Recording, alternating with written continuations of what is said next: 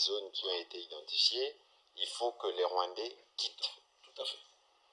Absolument. Mais les premières réactions que nous avions vues des autorités rwandaises ne sont pas de nature à faciliter la mise en œuvre justement de ce qui a été signé.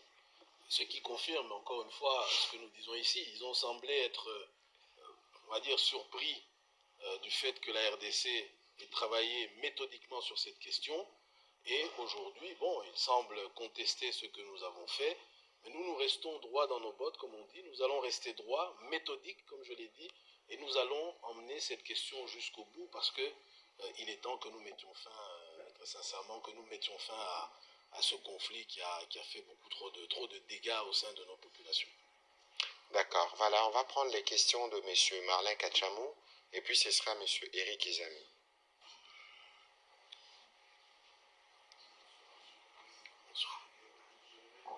Sur la question de Prince Maïro, j'ai comme l'impression que vous l'avez extrapolé en répondant.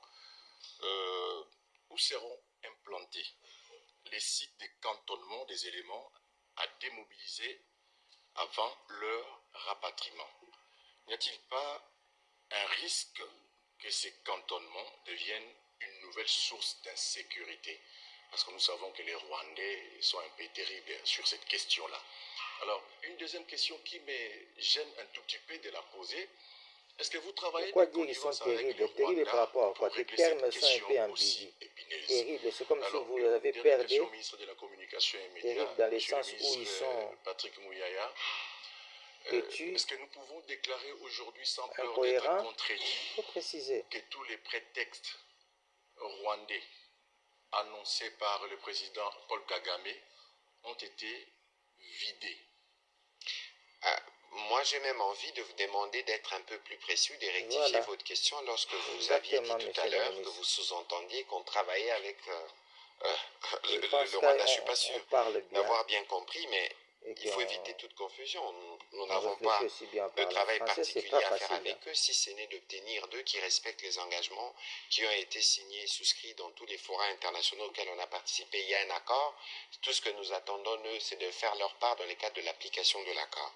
Alors, sur la question, évidemment, aujourd'hui, avec l'évolution que nous avons, il est clair que nous avons fini tous les prétextes du Rwanda. Il restera évidemment des questions de mise en œuvre parce que n'oubliez pas, c'est un désarmement, c'est un cantonnement avec évidemment possibilité de retour au Rwanda parce que c'est des citoyens rwandais qui ont le droit à la cité là-bas. Nous l'avions fait par les passés, ceux-là doivent aussi être rentrés et trouver leur place au Rwanda. Et donc il y a cette dimension qui est en cours et pour nous, nous nous donnons le moyen pour que cela devienne une réalité. Nous connaissons l'attitude de ceux d'en face. Parce que là, encore une fois, nous allons, comme pour les autres prétextes, les amener au bout du rouleau pour arriver à démontrer clairement que les FDLR dont ils parlent, c'est nos minerais. Les FDLR dont tu parles, c'est moi, ces Rwandais qui n'ont pas autant de capacités de nuisance qui les prêtent. Sinon, ils ne réinventeraient pas le prétexte d'idéologie génocidaire parce que c'est un concept qui est abstrait.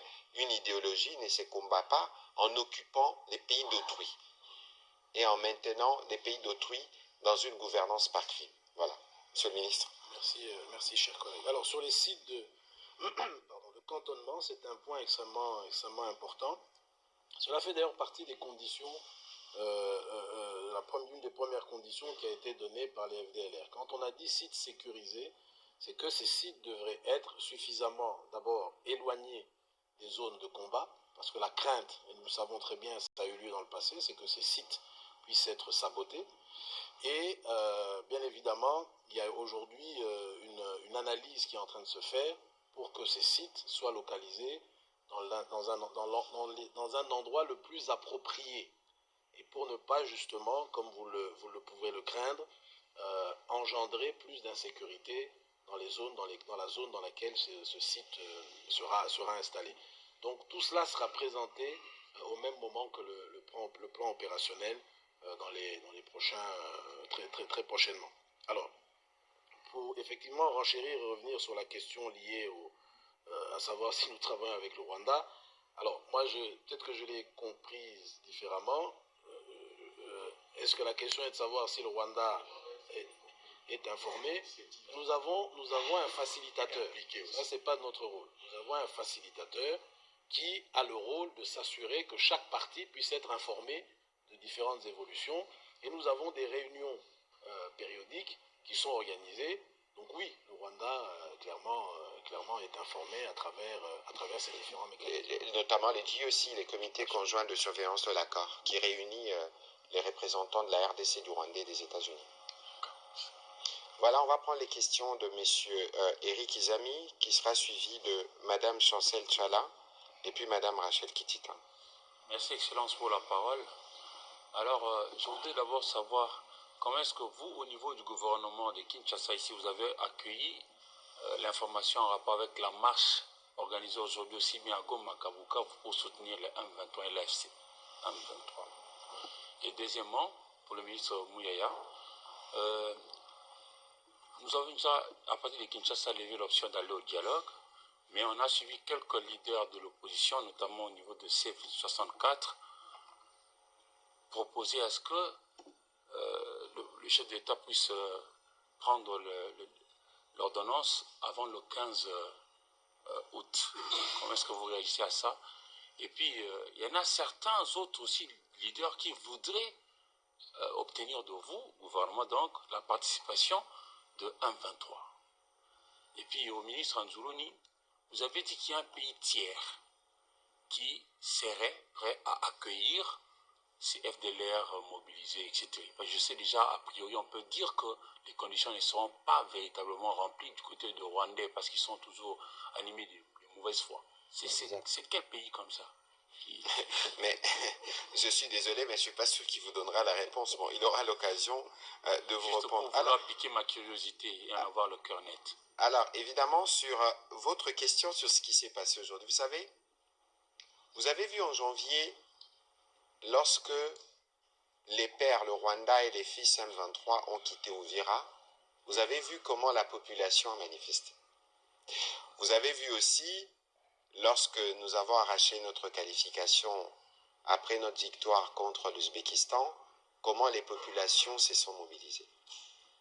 Il est évident que c'est paradoxal de voir aujourd'hui le bourreau, donc le père et le fils, le Rwanda et l'M23, vouloir recourir à la victime, nos populations, pour que les victimes aillent dire à la MONUSCO que vous avez tort de sanctionner ceux qui nous font du mal, ceux qui gouvernent par crime.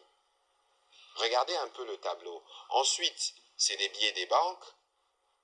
Certaines sources rapportent même qu'il y a du renfort en termes de populations venues du père, donc du Rwanda, pour venir créer une petite masse dans la ville et manifester pour que ceux qui sont reconnus mondialement, père et fils, comme de criminels, parce que c'est documenté. Récemment, il y a eu encore une sortie du groupe d'experts pour démontrer comment il règne en viol, en torture sur des paisibles populations. Comment expliquer que ceux-là veulent aujourd'hui que cette population aille dire « Écoutez, ne nous sanctionnez plus pour les mal que nous faisons sur cette population ». Il est évident que c'est une supercherie.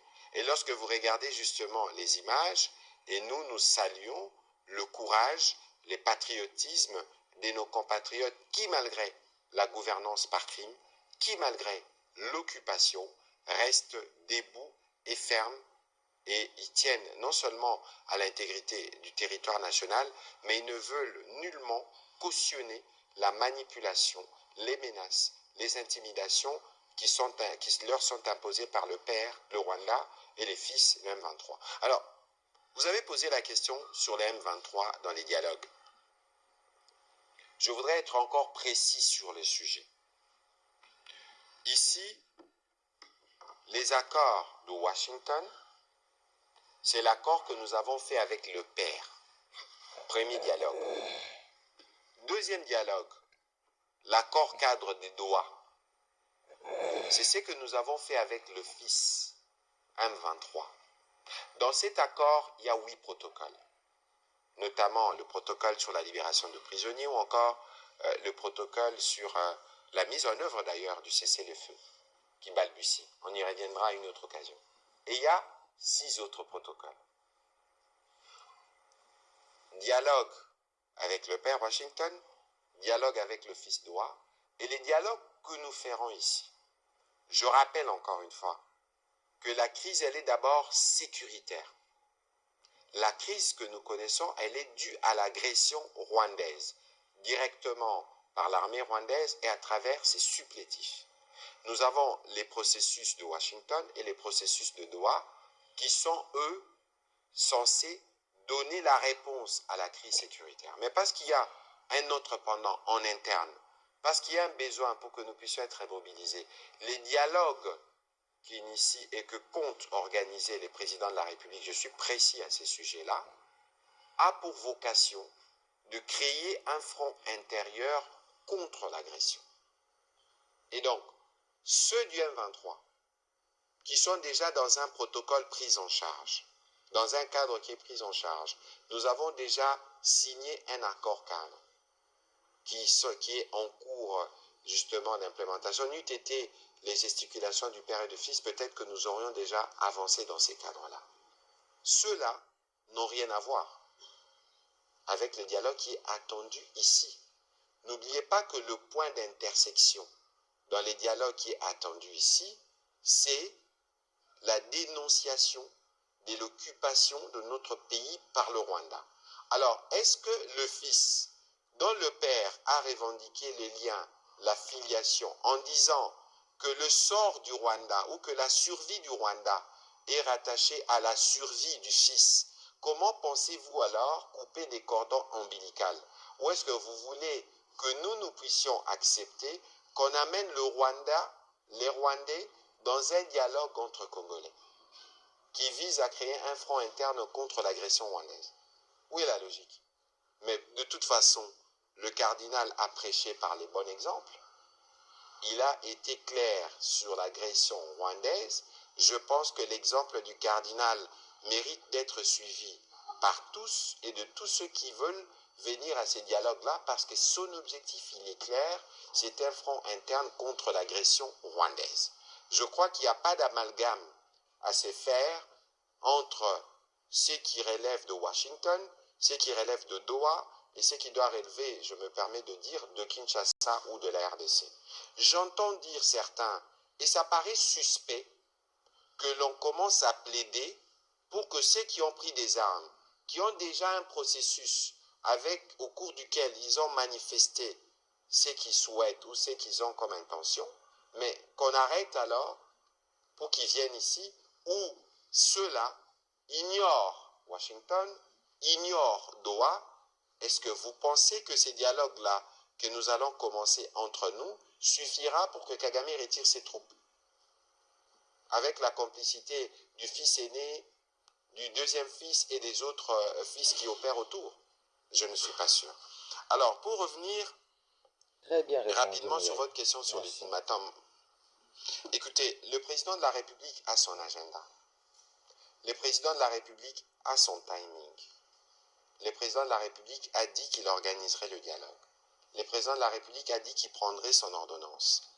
L'agenda du président de la République ne répond pas à une quelconque forme d'ultimatum. L'agenda du président de la République répond aux impératifs de l'État suivant la direction dans laquelle le président de la République nous a engagés. Et donc je ne veux pas rentrer, je présume que c'était une idée politiquement politicienne, je ne vais pas rentrer là-dedans, je vais rester dans le fait que le président, comme garant de la nation, a pris un engagement d'engager le pays dans la voie du dialogue, comme dit par le cardinal. Il fera les choses en son temps, il fixera le cadre, et cela ne doit pas être confondu à une quelconque réponse parce qu'il y a eu un ultimatum ou parce qu'il y a eu ceci. N'allons pas là-dedans. Ici, il y a un objectif essentiel, un front contre l'agression rwandaise, et nous cheminons vers là à travers l'initiative du dialogue voulue par le président de la République. Merci. Madame Chancel Kala, s'il vous plaît. Et puis ce sera Madame Kitita, Welcome Gimbi, et on va terminer par la question de Monsieur Fabrice Anigala. Merci, Monsieur le ministre, pour la parole. Monsieur le ministre Kanzuluni, bonsoir. Bonsoir. Vous avez été clair en disant que les dernières attaques de FDLR au Rwanda vous n'arrivez pas à préciser la date. Alors, à mon avis, depuis que le président Tshisekedi est là, il n'y a eu aucune attaque des FDLR au Rwanda. Vous avez quand même accepté, en tant que gouvernement responsable, de régler ce problème-là. Ça devait être fait simultanément avec le retrait des troupes rwandaises, les cantonnements de M23. Vous avez évoqué la question d'Ouvira, mais Ouvira est arrivé, ou on va dire, les Rwandais ont attaqué Ouvira après la signature. La signature concernait d'abord les zones qui étaient préalablement occupées par l'armée rwandaise. Jusque-là, à Goma et à Bukavu, qu'est-ce que les Rwandais ont fait parallèlement au processus que je peux dire excellent que vous avez lancé du côté du gouvernement congolais. Et des deux, vous êtes le ministre de l'intégration régionale. Il y a eu une délégation de la CIRGEL qui est arrivée à Goma il y a peu de temps.